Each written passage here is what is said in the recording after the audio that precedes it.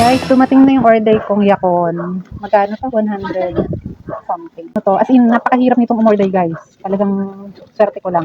Ito yung pangarap kong prutas. Hindi ko alam, prutas ba to o... Prutas gulay yan. Para siyang kamuting kahoy. Ay, ang laki. Ay, ba't mahati agad? Ala, Makakain mo agad yan. ba't mahati agad? Siguro yung nabagsak to. Siyempre, binabato yun sa ano eh. At yung sinasabi ng mga nakaka-order na ano daw, wasak-wasak na pagdating. What? Pero di bale, balatan na natin. Balatan mo na. Tingnan nyo. Guys, ito na, binalatan ko na yung yakon.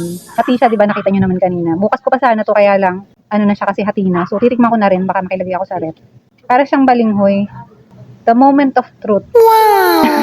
Natatawa ako sa kasama ko. Game na.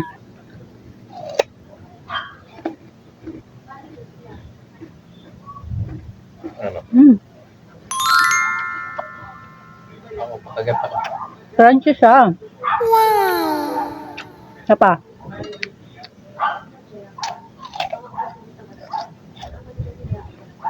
Oh, Mm. okay. Parang pera. Pera sa singkamas.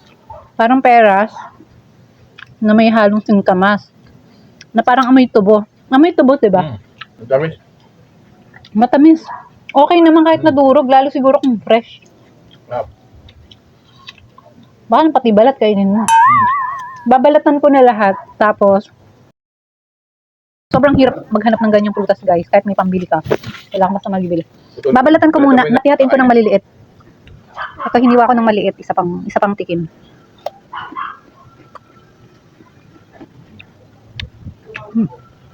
Masarap talaga siya.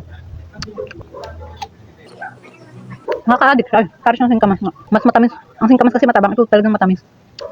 Parang matamis ko siya sa apple.